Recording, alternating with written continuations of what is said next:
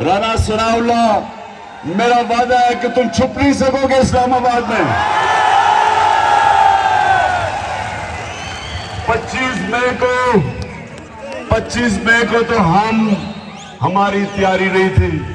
ایک پرامن احتجاج میں ہم جا رہے تھے اور تم نے ہمارے پہ ظلم کیا، اور جو ہماری خواتین کے اوپر، بچوں پہ، فیملیز پہ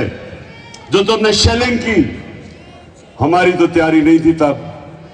کیونکہ ہم نے ڈیزل نے 2 دھرنے دیے،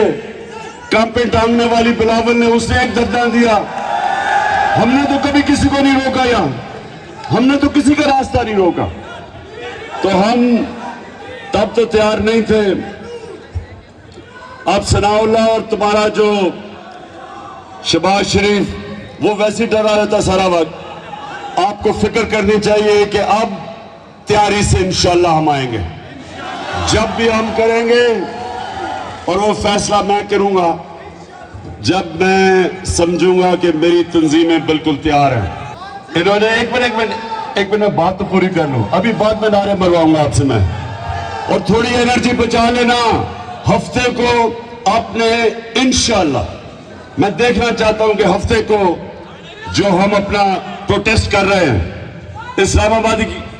آپ کی تنظیم کو خاص طور پہ میں چیک کروں گا۔ میں ہوں گا اس دن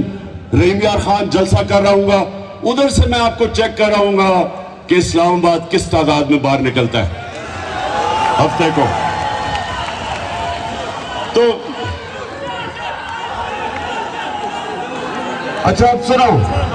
آخری دو باتیں میں یہ چاہتا ہوں کہ آپ نے گھر گھر جانا ہے، لوگوں کو آپ نے تیار کرنا ہے حقیقی آزادی کی تحریک میں۔ ہم نے ایک پیمفلٹ بنائی ہے جو علی اوان اور خرم انشاءاللہ آپ میں بانٹ دیں گے، جو لوگوں کو بتائیں گے کہ حقیقی آزادی کی تحریک ہے کیا، کیوں آپ نے اپنے آپ کو آزاد کرنا ہے، کیوں وہ لوگ جو بڑے بڑے کرپشن کیسز میں ملوث تھے وہ اپنے آپ کو معاف کروا رہے ہیں، خود ہی قانون بنا کے خود ہی اپنے آپ کو کرپشن کیسز سے نکال رہے ہیں، اربوں روپے کے، اور وہ اس امپورٹڈ حکومت میں آ کے پیسہ بنا رہے ہیں کرپشن کیسز معاف کر کے، اور لوگوں کو مہنگائی کے سمندر میں ڈوبتے جا رہے ہیں لوگ۔ 45% مہنگائی، جس کو سینسٹیو SPI کہتے ہیں، یہ پہ کیونکہ سنیں قرآن کی آیت ہے، اور یہ دوسری میری بات سن لو کہ ایک تو میں ایک آزاد انسان ہوں، میں نے کبھی کسی کے سامنے جھکا، اور دوسری چیز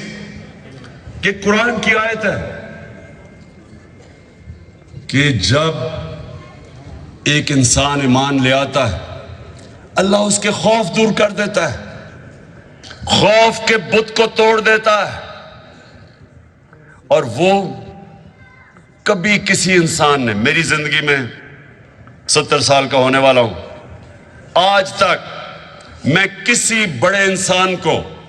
یا اس انسان کو جس نے کوئی بڑا کام انشاءاللہ، اور اس کے بعد فیصلہ کروں گا کہ کس دن میں نے کال دینی ہے۔ وہ کال صرف مجھے پتہ ہے کب دینی ہے، اور صرف میں فیصلہ تب کروں گا جب میں سمجھوں گا کہ میرے ٹائیگر اور ٹائیگریسز تیار ہیں آزادی کے لیے۔ پاکستان